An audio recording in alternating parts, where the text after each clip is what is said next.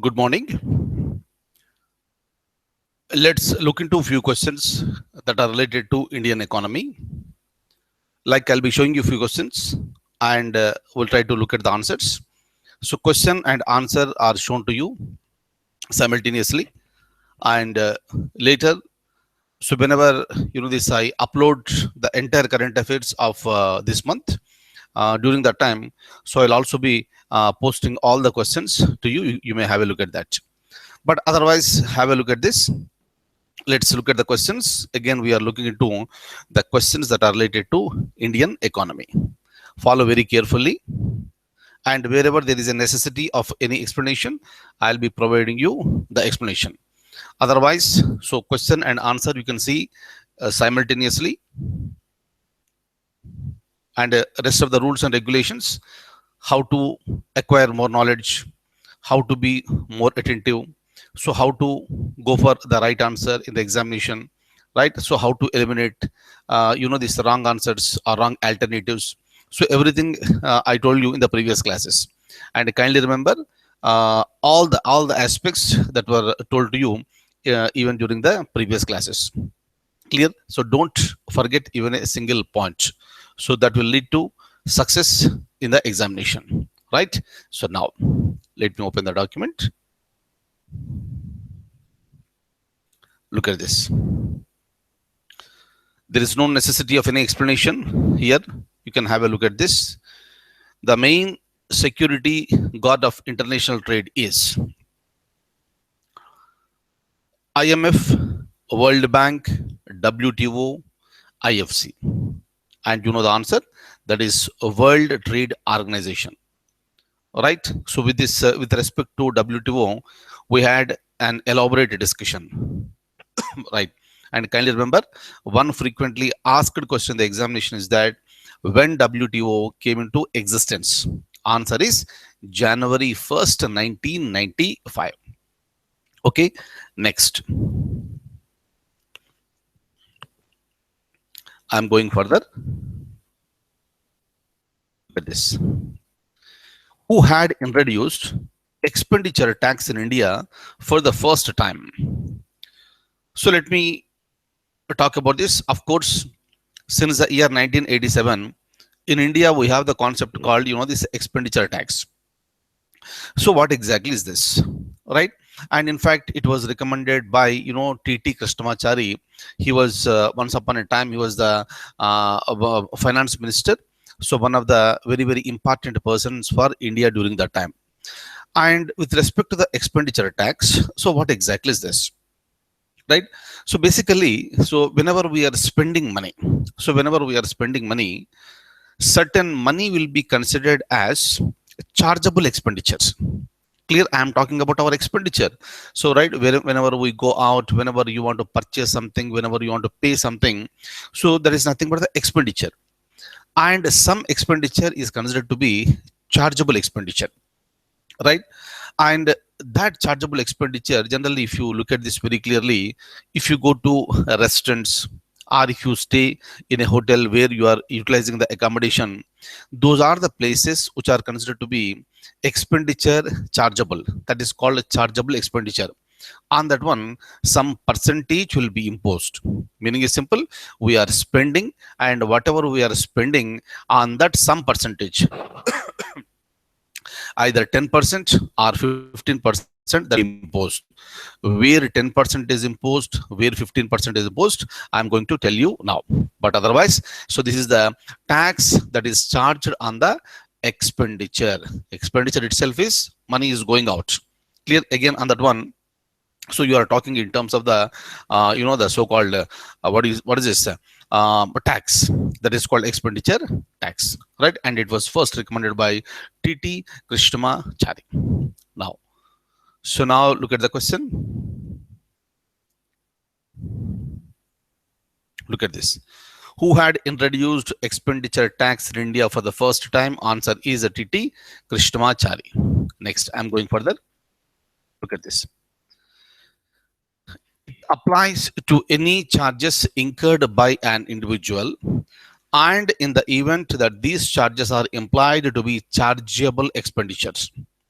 If that one is coming under the chargeable expenditure, then it will be taxed. And the act applies to all chargeable expenditure provided the following criteria are fulfilled. Meaning criteria has been given, and in that criteria, if the expenditure is falling, then the expenditure tax will be attracted.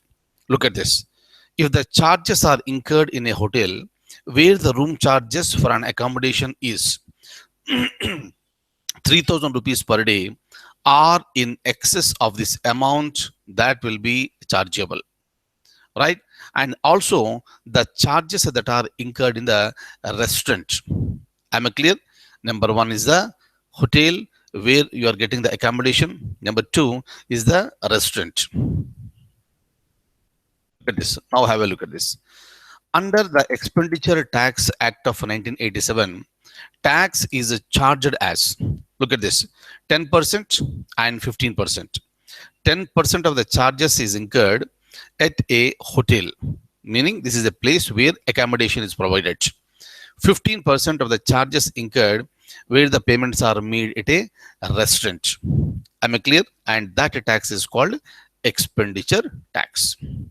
Now,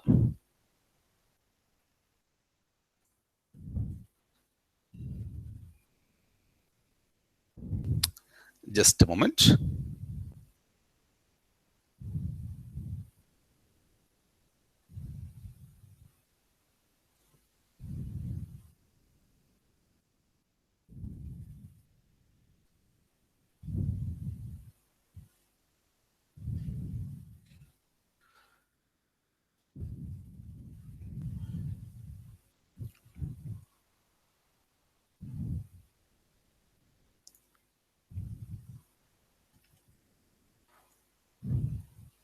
Just 1 second. I'm making some arrangement here.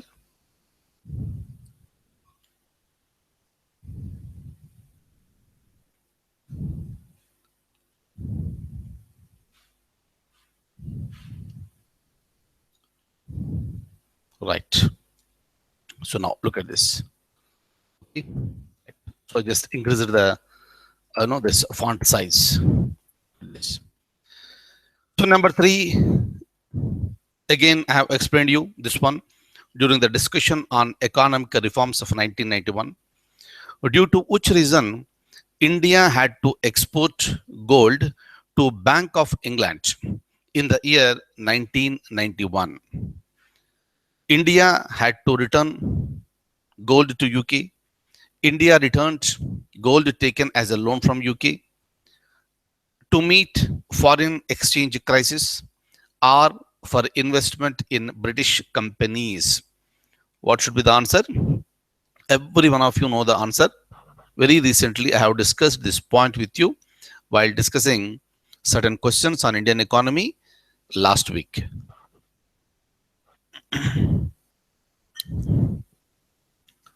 Look at this, right? So hopefully, every one of you might have gone for the correct answers. Good. So this is the place where the revision of the subject will really helpful to you. Next. So the following is one of the major proposals of the new industrial policies of 1991. Major proposal of new industrial policy, POLICY policy of 1991. Look at this.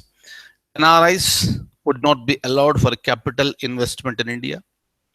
All types of industries have been made license free. Import restrictions of a technical know-how for 1 year. Facility of a direct foreign investment up to 51% in high priority industries, right? This is the foreign direct investment, FDI. Even this point was also discussed with you. What should be the answer? Option D is the answer. So this is the facility of direct foreign direct investment up to 51% in the high priority industries. Okay.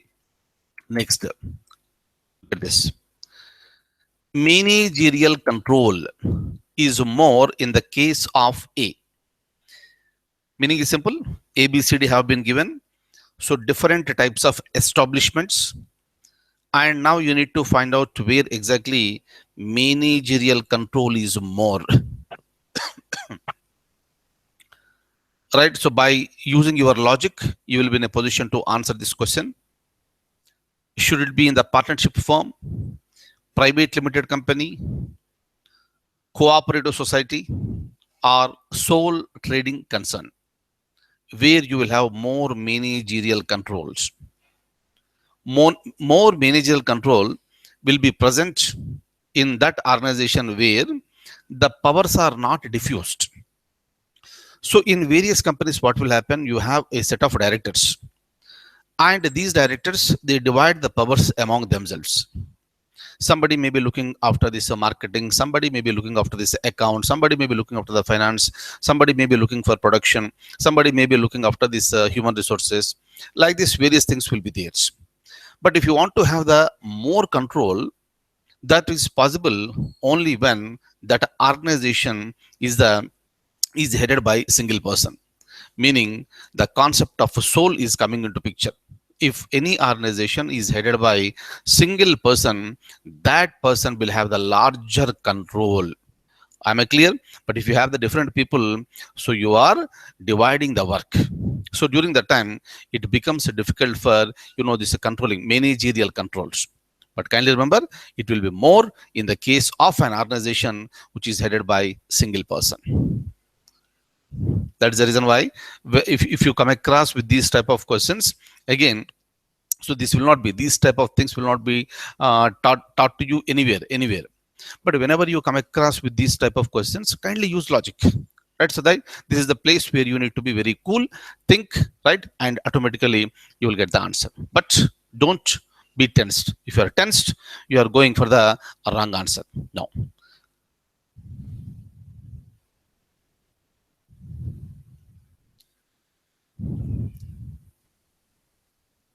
Okay, right.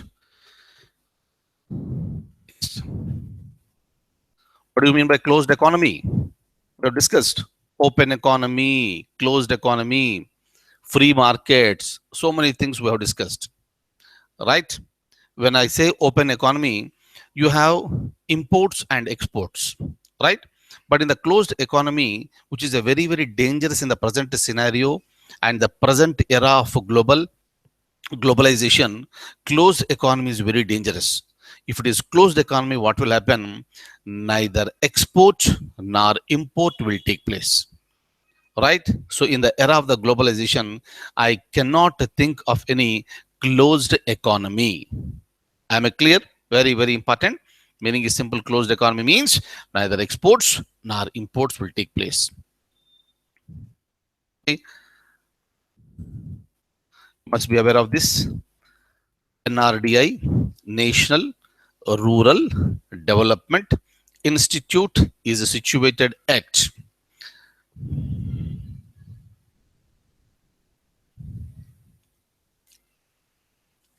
kindly see here, there are so many nation institutions, right?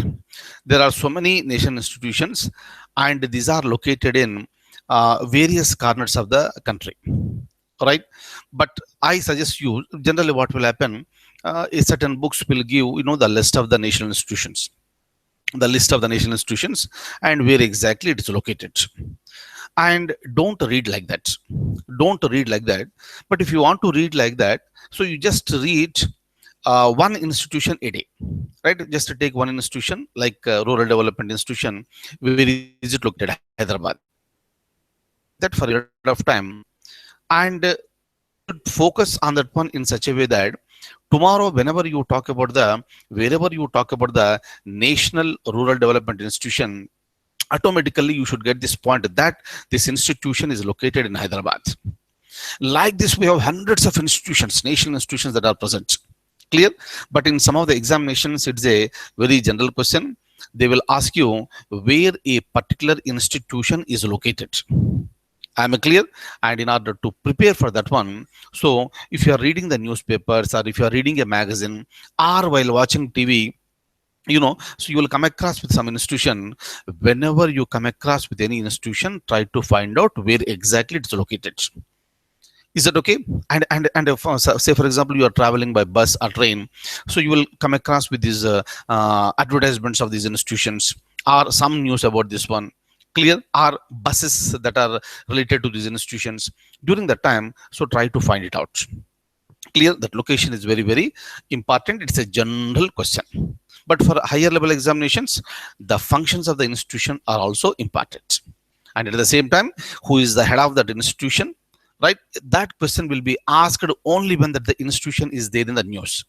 Otherwise, location is a general and a commonly asked question in various type of examinations. Is that okay? So kindly see here, in order to become successful, so to get a job, one need to work. Is that okay? You need to work and you need to put some efforts, all right? And that is the reason why, if you are depending only on the information that is available in the books, what will happen? So that will unnecessary, that will lead to the confusion. Okay, so that is the reason why develop certain strategies where you will be remembering certain facts for a longer period of time. Longer period in the sense till you get into the service. That's it. Clear? Next. Next one. That is the reason why I have shown you this particular example is that, so like this, any institution may be a question in the examination.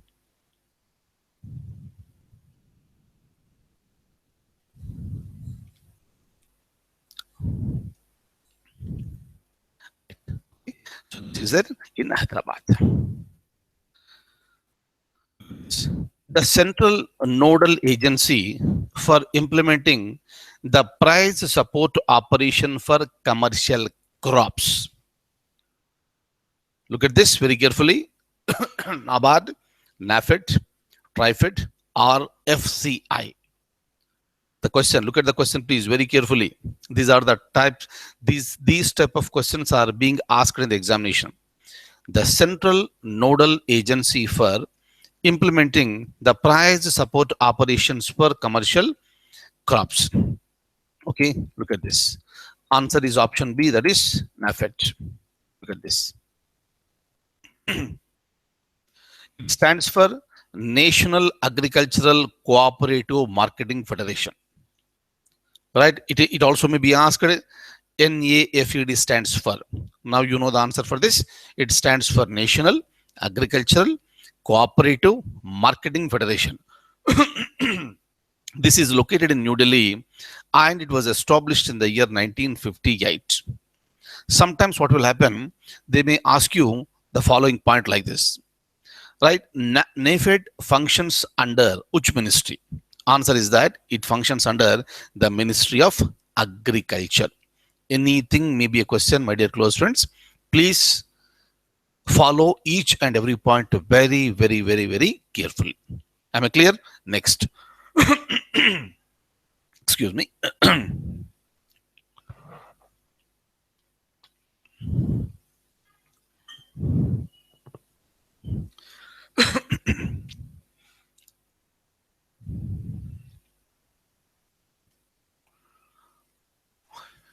Tomorrow, January 26th, we are going to celebrate Republic Day, right? And my dear close friends, especially because you're all preparing for various competitive examinations, kindly know about the most important days of India. Most of you, I think, you are using WhatsApp. Nowadays, a particular, video clip is being circulated in WhatsApp. And it became a very, very fashion for, some of the TV channels. So to go around and asking some questions to, especially to the youngsters, right? So what is Republic Day? Right, all of a sudden what will happen, because it is one of the very, very important days, rather the most important day. So we should know why exactly the Republic Day is being celebrated and what is the significance of that. But because of various reasons, especially the youngsters today, who are away from this competitive field, right? So they are giving different answers, right? So by looking at those answers, somebody, this makes a mockery of that one. So, but if you take it very seriously, that is a concept which should be that particular, this area has to be taken very seriously. That shows the lower level of awareness among the, the youngsters in the city or in the country rather. I'm not saying that so we should everybody should know everything. That is not possible. But especially when it comes to such an very very important days like January 26th, August 15th, October 2nd. Right? So these are all the general things that we are expected to know. Right. So and why I'm telling you is that some of you maybe asked the same question like this. So since you are all aware of this, what is this? What is the January 26th? What is Republic Day? What is the significance of that? And you don't get confused over there. All the people who gave wrong answers in that particular video clip, I am not saying that they do not know this, but all of a sudden a cam, right, so video cam comes into picture and they will come to know that something is happening in live. So then there may be a sort of confusion. Is that okay? And that confusion will not be there. Confusion will not be there when you are completely aware of the situation. Clear? You know the facts and you know what exactly is this. That is the reason why, right? So try to be very very brave while giving the answers. Am I clear? So maybe some of you have watched that particular video, right? And of course this is not the first time I have watched such type of videos very frequently. So they are there in the circulation.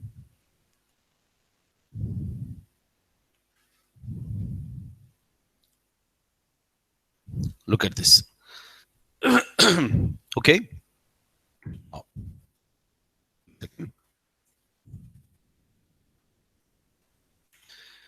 Expenditure on defense is an item of. Is it investment? Is it private investment or private consumption or public consumption?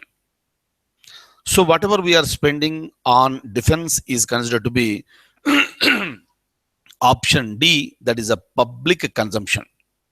Nowadays, expenditure on defense is becoming very, very important criteria with respect to all the nations. And especially, the countries like India, we are also spending huge amounts. But kindly remember, America is the country which spends highest with respect to their defense expenditure. Kindly remember, expenditure on defense is an item of public consumption. Option D. Look at this. Which of the following terms is used in banking? Pascal's law, surface tension, viscosity, or debt instrument? Look at the question carefully, very frequently asked one. If you are not aware of the answer, no problem. Now you are going to learn this. So whenever you are looking at a question, especially when you are practicing, if you don't know the answer, please feel more happy.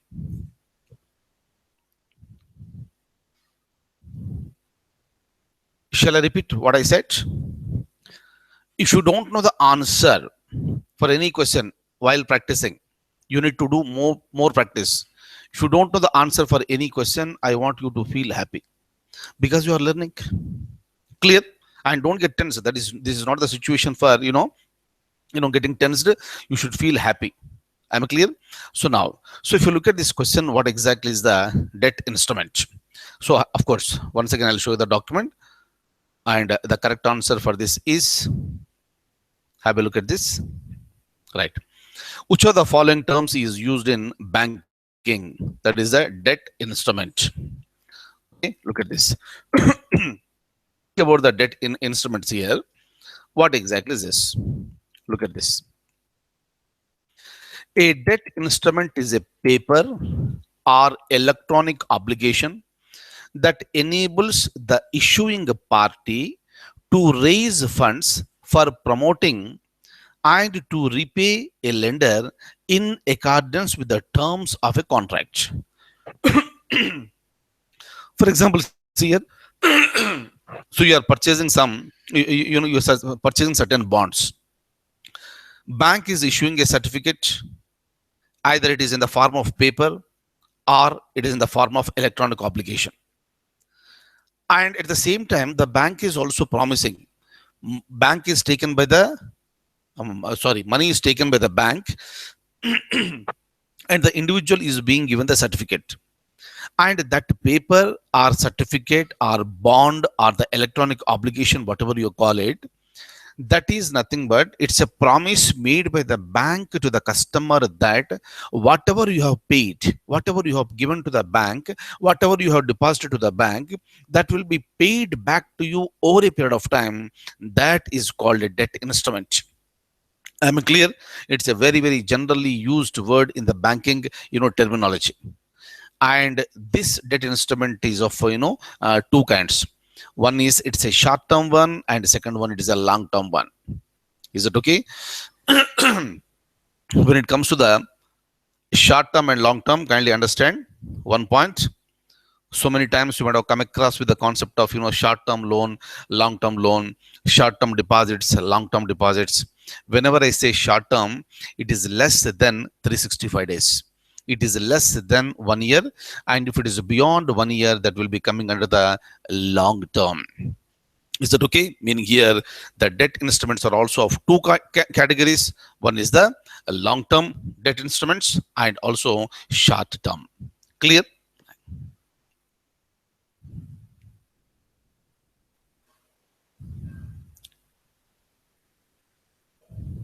Next. So the following controls the working of share market in India. I need not give you any explanation. You know the answer for this. Look at the question, please. Read very carefully every word. I want you to read every word.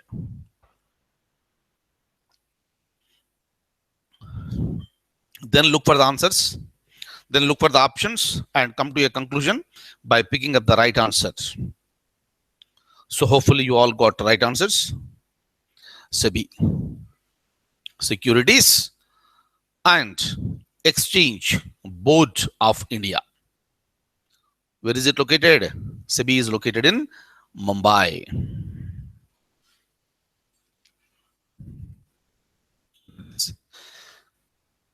Another question, the best indicator of economic development of a country.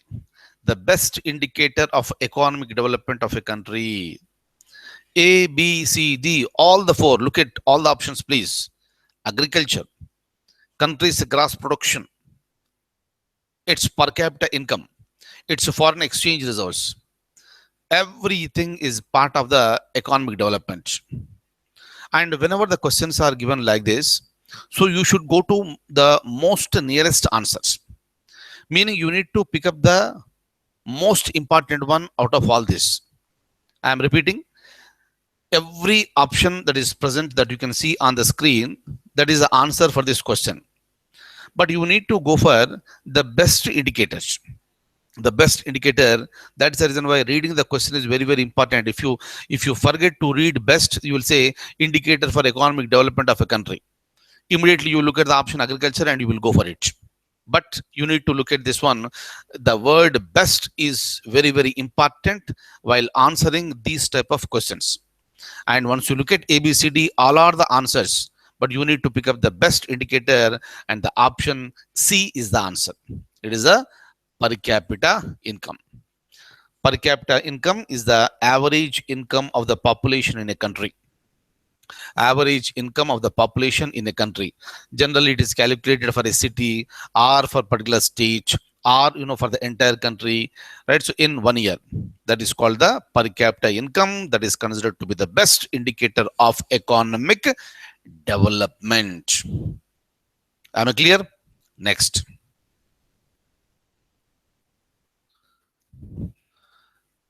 Every one of you can answer this. I'm pretty sure that every one of you can answer this. What is the theme of the 12th 5-year plan? Don't be in a hurry. Don't be in a hurry. Read one after the other. I am 100% sure that every one of you are going to go for the right answers.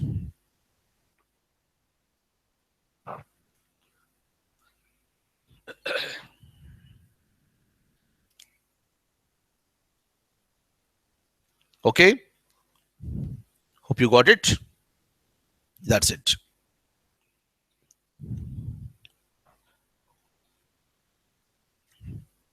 During the discussion on 5-year plans, we came across with this, right? Next, VDIS of 1997 became operative between. So it was an old scheme, please. So now in the recent past, with certain modifications, the disclosure of income schemes have come into picture. And one possible question is that when VDIS was introduced, answer is 1997. Okay, and VDIS stands for Voluntary Disclosure of Income Scheme. So that was a mechanism adopted by the government during that time to see that the people who are with the black money, meaning black money holders, they are expected to, this disclose their incomes. Look at this.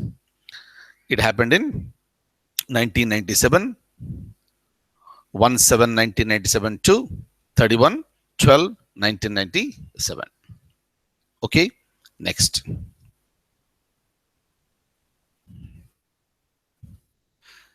Gresham's law is related to consumption and demand, supply and demand, circulation of money, deficit financing. It is one of the fundamental laws that is very frequently used in Indian in economy, not Indian economy. In general, in economy, it is used. It is related to. Right. So the answer is option C. This is related to the circulation of money. So under the concept of this Gresham's law, bad money drives away the good money. Bad money drives away the good money. So what is the meaning of this? Say, for example, say in some of the countries, though there used to be, silver coins were used, for the purpose of the so-called this currency. So over a period of time, example, United States of America or Canada or something. So over a period of time, the government thought that, so this silver is a precious metal, this precious metal, and this particular precious metal must be stored, and why should it be there in the market? That is the reason why. So from this silver, this currency, so they wanted to shift to this, this copper currency, right? This is steel one. So during that time, what happened? So when the government has taken this decision, people understood the importance of this precious metal. That is the reason why. So whatever the money in the form of steel, this silver currency that is present with the people, so they started holding that one. It's in the currency, it's in the coins, and they started holding that one. And those silver coins did not come back to the government. Clear? But at the same time, the government has released the, this steel and this copper currency. Then what will happen? So now, because the silver currency has been demonetized, the value can be measured only with the copper currencies. Right? So if you want to purchase anything, you will be using the copper and the steel currencies. Then what will happen? So copper currency is present with me, with which I can do some purchases. But what happens to this silver currency? So that if it is present with me, so that is there with me instead of coming to the market. Clear? People have started holding that one. So now, if you look at the value of the copper and silver, which is more costlier, obviously it is a silver. But what is present in the market? It is a copper currency that is present in the market. What happened to the silver currency? Silver currency has been run out. This particular law is called Gresham's law. Very, very frequently used concept in economy, and this is related to the circulation of money. Bad money drives away the good money. That's it.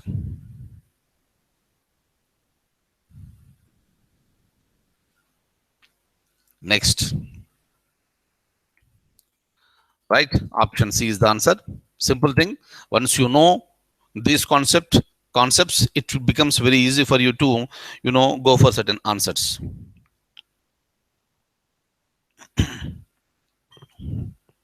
Let's see a few more questions. This Gresham's law is related to bad money drives of good money.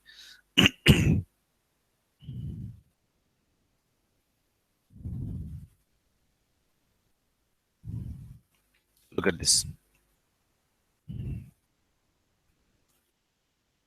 Just a moment.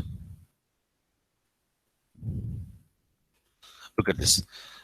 Which of the following are among the non-plan expenditures of the government of India? Non-plan expenditures. Right.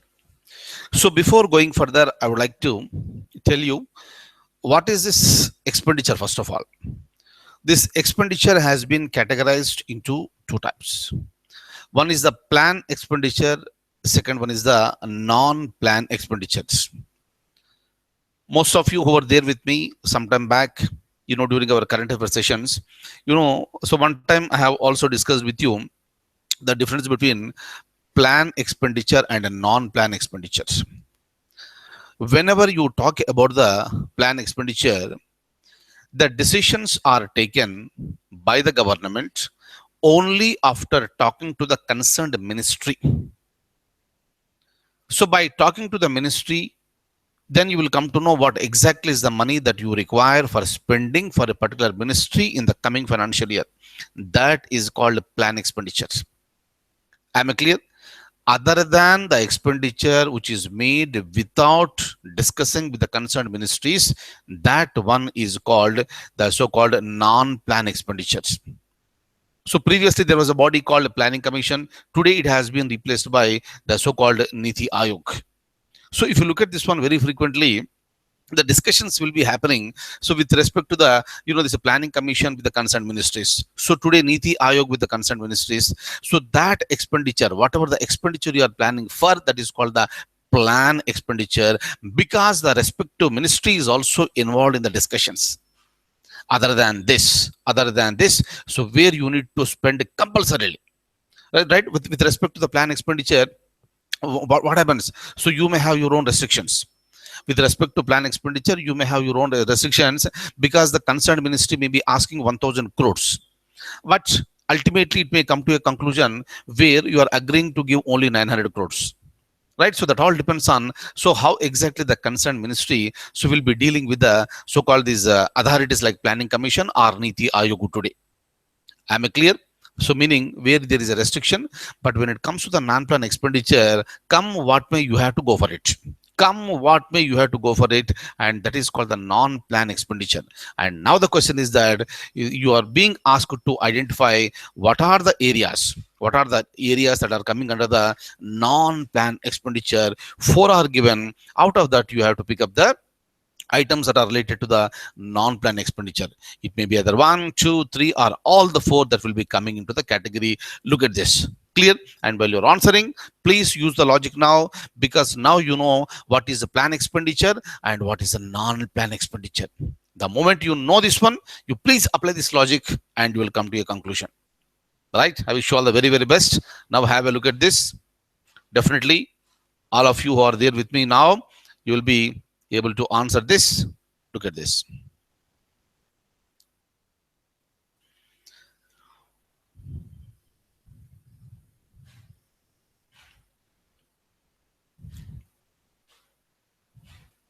Question is related to identify non-plan expenditure, defense expenditures, subsidies, all expenditures linked with the previous plan periods, interest payments. Is there anything that you can avoid or compromise?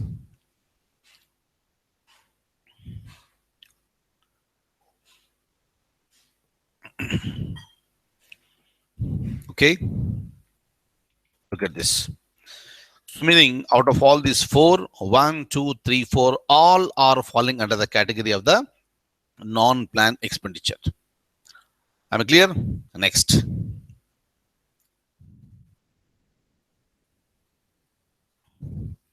You must be aware of this, very much there in the news. Who among the following is the world's richest Indian? Richest Indian in Forbes magazine's annual list of the world's richest people released in March 2016. And the question is related to world's richest Indian, not the richest person in the world. And obviously, it is Mukesh Ambani,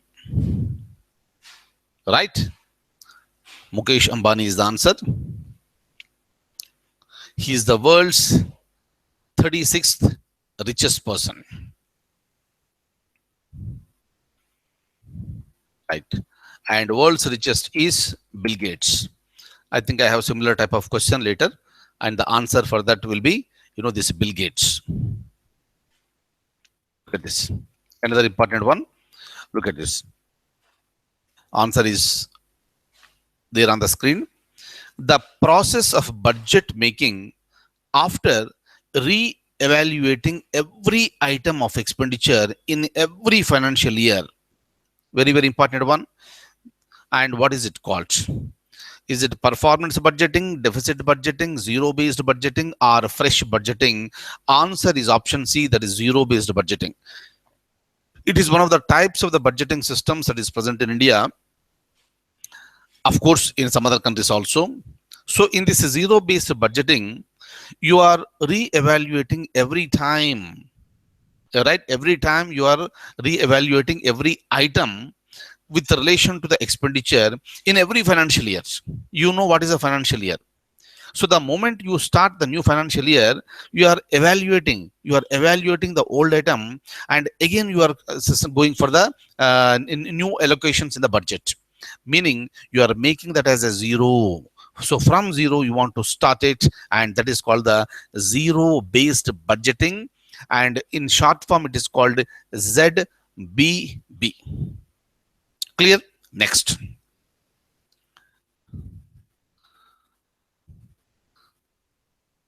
You must be aware of this. Which place India holds in milk production for quite a long period of time? I remember it was, I think, 1997 or 1998.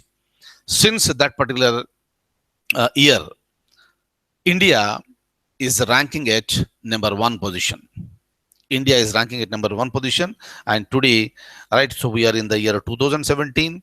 So since that time, even today also, India is the largest milk producing country in the world. Is that okay? Meaning India's place is the first position. Okay. And all this possible because of the program called Operation Flood.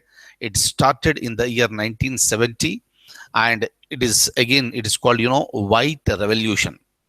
And Varghese Kurian is considered to be father of the White Revolution. Kindly remember the name. Important person, frequently asked question. What is White Revolution? This is associated with milk production. When Operation Flood started, 1970. Okay, and who is the father of the White Revolution? Varghese Kurian. Clear? And what is the position of India with respect to milk production in the world? Answer is the first position. Okay.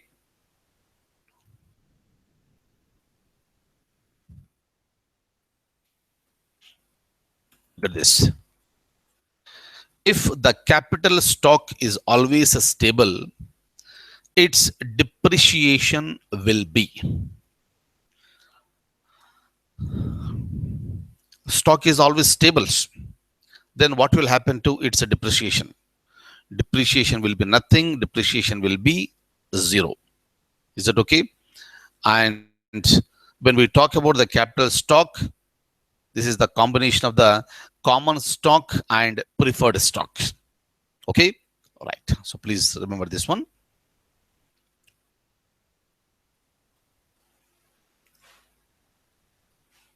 Right. Okay. So I'll stop at this stage, and we'll be meeting with more points, more topics in the next class. And I wish you all a very, very good luck. And today is the January 25th, National Voters Day. Okay, and kindly read something from the for this. What is the importance of this particular day? And I told you already, with respect to tomorrow, tomorrow is Republic Day, and we're all going to celebrate the Republic Day. What is this? So try to follow this one very carefully. Is it okay? You all know, but still, there's a lot to learn the concept of the Republic. Okay, and I wish you all the very, very best, and thank you so much for being with me this morning. Take very good care of yourself, and see you in the next class. Thank you.